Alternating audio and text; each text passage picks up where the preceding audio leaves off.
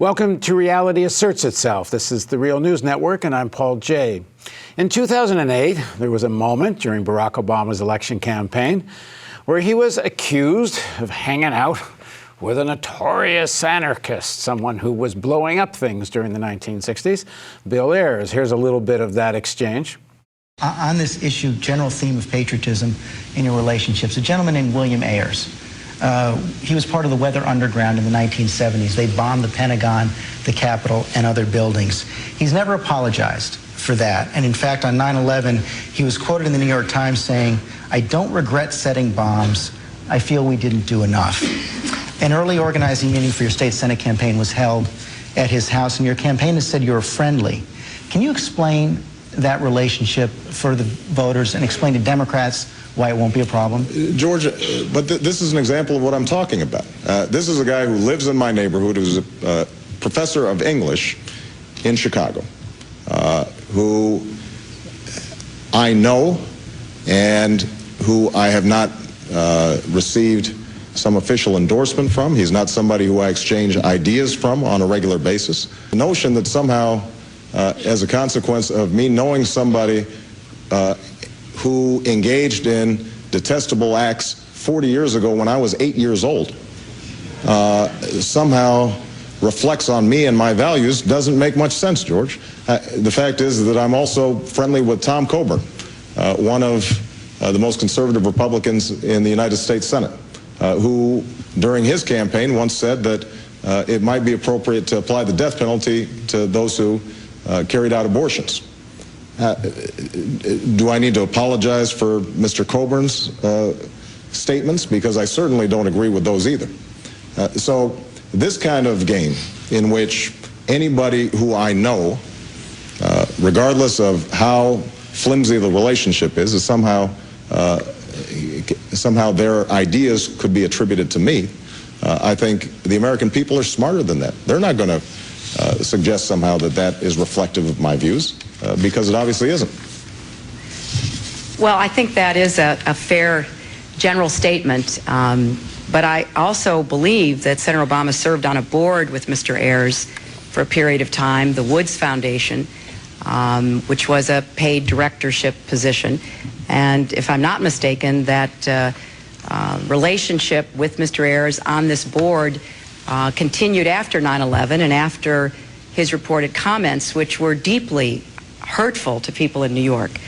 And I would hope to every American, because they were published on 9/11, and he said that he was just sorry they hadn't done more. And what they did was set bombs. And in some instances, people died.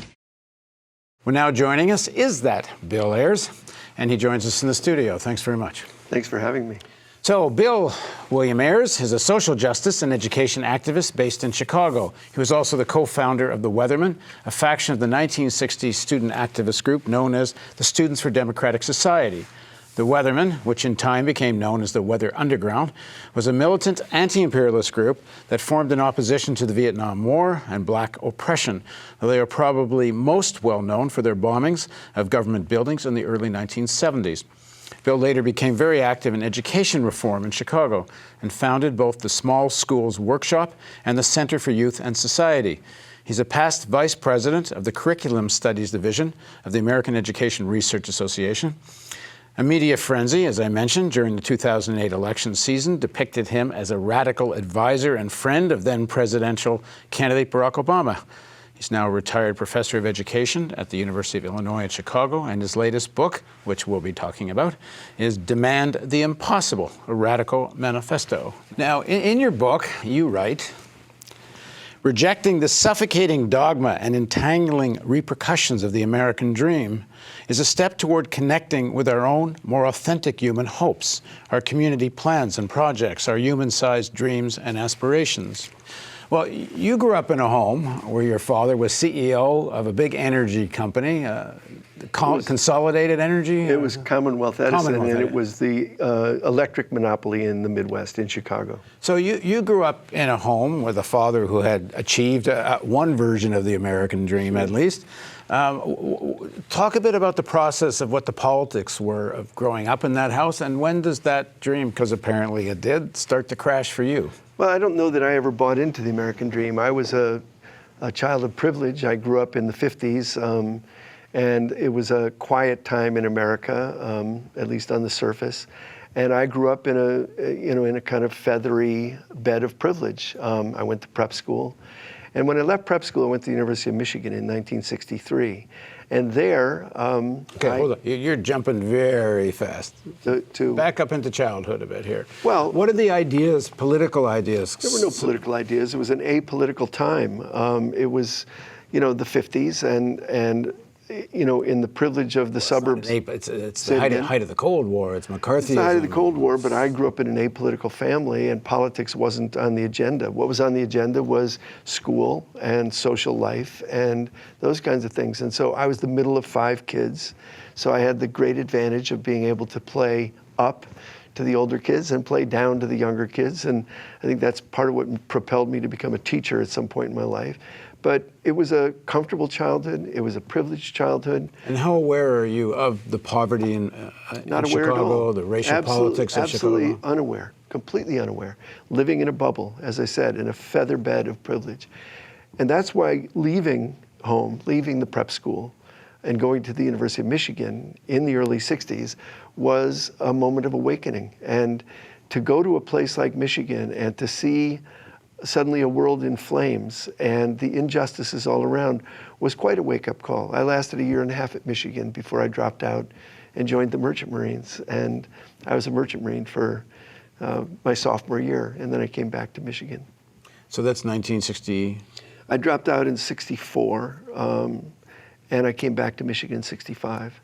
And in 1965, when I came back, I had never heard of Vietnam. So you're still apolitical yourself, fairly apolitical, kind of aspiring to, participate in life. I'm 18, 19 years old, wanting to dive into the world and finding the world opening for me in ways that were unimaginable. I didn't sleep the whole first year at university because it was too much going on, too many films to see, too many concerts to go to. And so it was a great time for me and a great time of awakening. Well, you talk about the suffering dogma and rejecting this, you don't use the word, but Americanism. You can't grow up in this country and this culture without having a dose of Americanism. Without a doubt. It's woven into our DNA in a very deep way. And so to kind of have it, kind of be smacked in the face with the hypocrisy of the America that we were sold was a liberating and harsh experience in some ways. And when was that? I would say when I went to Michigan. It started. I got very, very involved in civil rights in Ann Arbor right away, picketing, something I never even knew existed. I mean, I was, from my little perch in a prep school, I saw the civil rights movement, and it was defining the moral dimensions of the time. And I was drawn to it, and I read James Baldwin, and I read Invisible Man, and these were my touch points.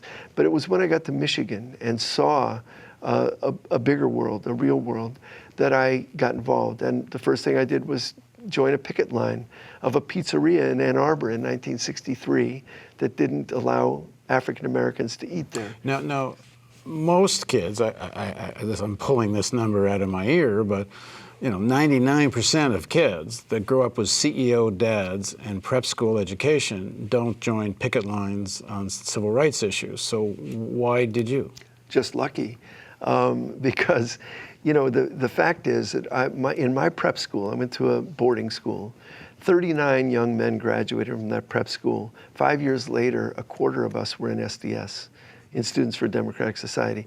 Not because we were particularly chosen or because we were, as I say, we were lucky, but we were mainly lucky to grow up at a time when this Black freedom movement was really defining the moral character of what it meant to be a citizen and a person. But how did that even get transmitted to you? It got transmitted because on the campuses, the Student Nonviolent Coordinating Committee was recruiting, was organizing. Students for a Democratic Society was founded at Michigan just a couple years before I got there.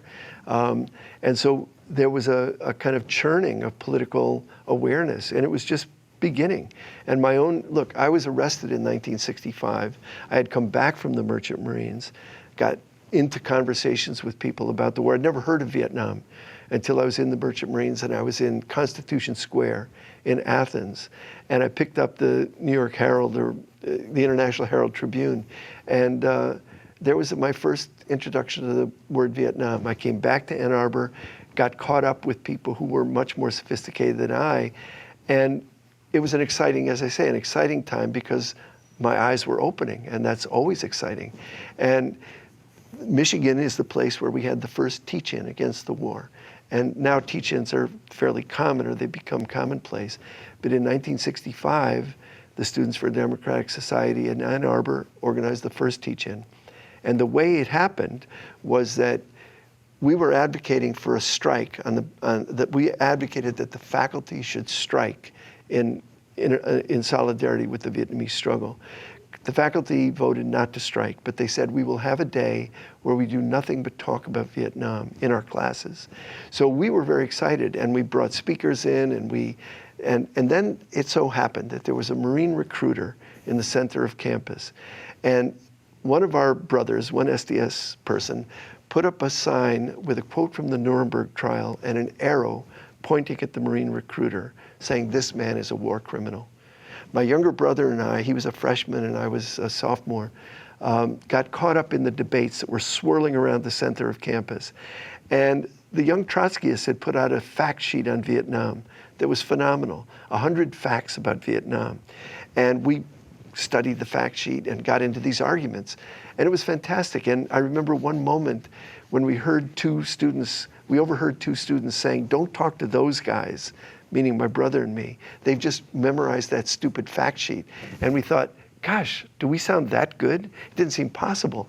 But that was my introduction to politics. Let's go back to your home again. Sure. What is the political belief system was the political belief system of your parents? What did they think as they came to know about the Vietnam War and such? Well, it changed, it evolved over time. My father lived with me the last 5 years of his life and passed away of Alzheimer's. And at that point, he was saying to anyone who would listen, we all hated the war in Vietnam. Well, it was easy to hate the war in Vietnam 40 years on. Hating it in 1965 was a minority position. So what were the politics of my family? They were mainstream, moderate politics.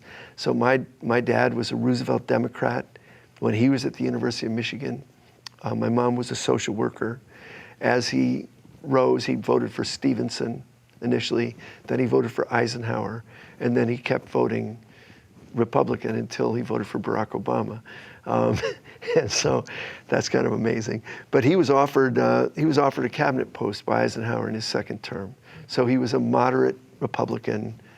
But if you asked him, he would have said, I don't have any politics. I'm a business person, mainstream, the American view as he understood it. Later... And before you start to get radicalized by Vietnam, do you more or less share his view of the world? I wouldn't even say it was that conscious. I more or less shared the view that life should be lived, and I was a kid and I studied when I had to. I was a terrible student at Michigan, terrible, because there was too much else to do.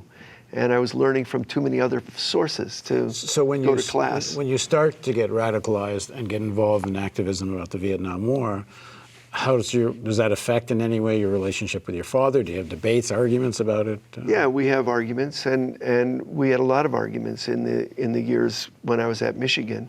And then I went underground, so I didn't see him for 11 years. So that was a pretty traumatic time for my parents, for sure. But one of the things that happened, which I think is noteworthy, my parents were pretty tolerant people, given their position in society. And they were pretty interesting about, being willing to look at their children and think, well, my children know things. And they gave us a lot of sense of our own agency. And that may be a kind of a ruling class trait, but it was certainly, my parents were Dr. Spock-driven, parents. And so they were tolerant. This is not Star Trek, Dr. Spock, for the younger generation. This is How to Raise Your Baby, Dr. Spock. Yeah, but the Star Trek is Mr. Spock. He's not a doctor. That's true. So we can make that distinction. But the thing that happened is that I was the middle of five, And all 5 of their kids went somewhere that they could never have predicted. And in some ways, a mark of good parenting is that you don't try to make your children into little knockoffs of yourself. None of us went into business. None of us became powerful people like that. And all of us pursued our own passions and our own interests. One of my brothers was a filmmaker. One of my brothers was a teacher. You know, we did what, and my sister was a librarian. So how do you go from the bubble of privilege to going underground? Well, it takes a few years, but you know, when I was first, so I was telling you about the first teach-in, and at the first teach-in in Ann Arbor in 1965, we spent 2 days talking about the war in Vietnam. And Paul Potter, who became a good friend of mine, was the president of Students for a Democratic Society. And at our teach-in, I was in one session where Paul said to about 120 of us students, he said, you have to figure out how to live your life in such a way that it doesn't make a mockery of your values. And that phrase has stayed with me to this day. I was 19 years old when I first heard it, and it electrified me because it implied that we had values, or that we could construct values, that we could be in touch with them, that we could be intentional and purposeful with our lives, and that we ought to do our best to line up our actions with our values. My brother and I met several times during that weekend trying to figure out what we were each going to do. And we met for breakfast the morning of the sit-in, and I had decided I was going to go get arrested, and he decided that he was going to have the harder job and go tell our parents that I'd been arrested. And so that's what happened. And it was being arrested that also changed everything for me, because I was suddenly seeing America from a different perspective altogether. I did a couple of weeks in jail, in a county jail, and was thrust into a situation. What year is this? This is 1965. And, you know, we went to trial on our sit-in. We were obviously borrowing tactics and strategy from the Black Freedom Movement, and we were echoing their approach to things. But it's worth remembering that in 1965, something like 20% of Americans were against the war. Something like 70% were for the war. And so it wasn't a popular or an easy thing to do, but it felt to me like I was living my life in a way that didn't make a mockery of my values, and that's what I intended to do. So that became a very radicalizing proposition for me. We decided that we weren't going to accept that we were arrested, but we decided we would fight it. So we went to court and we argued that under a constitutional idea that we were committing a crime, that we admitted we had committed a crime by going into the draft board, disrupting it, ruining some files, but we were committing that crime to prevent a greater crime. And the judge basically said, that's nonsense. But we had a week-long trial, and we had a jury, and it was exciting. And we were putting our stuff up. And when it came time for me to get sentenced, I said something idiotic like, as Shakespeare says, action is eloquence. And the judge just, you know, frowned at me and gave me a couple weeks in jail. So that was a beginning for me. And I was a good liberal in some sense at that point. I wanted to end a war. I wanted to support the civil rights movement. And within a few years, that had evolved and become much more radical. And it wasn't just me. Obviously, I mean, the prime case that you can look at is Martin Luther King, who was only an activist for 13 years. But every year, he became deeper, more concerned, connecting more issues, so that if you read his speeches and sermons in the last 2 years of his life, you might, when I read these to my students, they think it's Malcolm X, because it's so radical. And if you read nothing else, if your viewers read nothing else, then the April 4th, 1967 speech at Riverside Church called Beyond Vietnam, that's where he says, the greatest purveyor of violence on earth is my country. And he connects the triplets of evil, racism, militarism, and materialism. And that connection makes him a radical. And his last book, Where Do We Go From Here? Chaos or Community, is a direct reference to Engels, barbarism or socialism. And King was a socialist, and King was an activist who was really a radical by the end. Talk a bit about SDS. There are many different debates and struggles and factions. and one of them winds up giving rise to the Weatherman, Weather Underground. So talk a bit about how that progressed. Well, Students for a Democratic Society was founded in 1961. And people should understand who don't know this history. SDS was sort of like probably the largest of the student anti-war. It was. Probably, it was the largest. Yeah. By far. And most on many, if not all, campuses. It was on many campuses, and it was a powerful organization. It was founded by Tom Hayden, who passed away very recently, was one of the founders of SDS, and the chief writer of the Port Huron Statement, which is still worth reading. It's kind of the Bernie Sanders campaign document in a funny way, or it's New Deal democratic politics. It's a social democratic program, but that's where we all kind of were in the mid 1960s. But SDS grew from a small group of socialists at the University of Michigan into a national organization. And in many ways, its growth was driven by the Vietnam War, although it was also affiliated with the civil rights movement everywhere.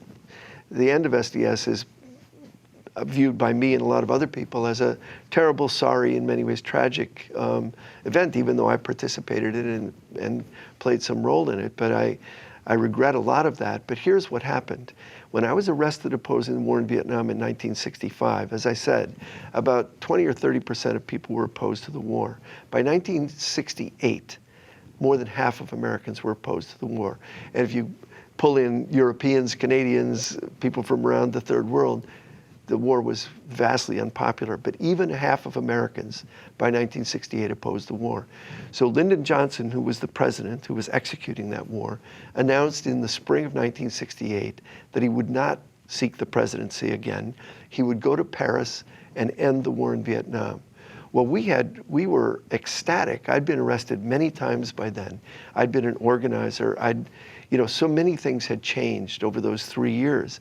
And so we were ecstatic, and we swirled around spontaneously the campus in Ann Arbor, and about 4,000 of us landed on the steps of the president of the University of Michigan's home.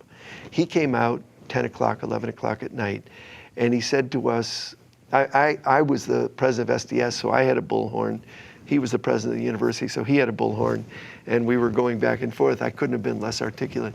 However, he said that night, "Congratulations to you, the students. You've won a great victory. Now the war will end." And I'm certain that he believed it that night, and I believed it. And we went away happy. 4 days later, Martin Luther King was assassinated. 2 months after that, Kennedy was assassinated. And 2 months after that, Henry Kissinger emerged from the swamp he was living in at Harvard with a plan to expand the war. So here we are. The war has gone on for 3 years. And we thought we'd ended it because we'd done exactly what we were told and what we told ourselves we had to do. We had a majority. We were against the war. And this created a crisis for democracy and a crisis for the anti-war movement. We're going to pick this up in part 2. Because we're going to do multiple segments here. Okay.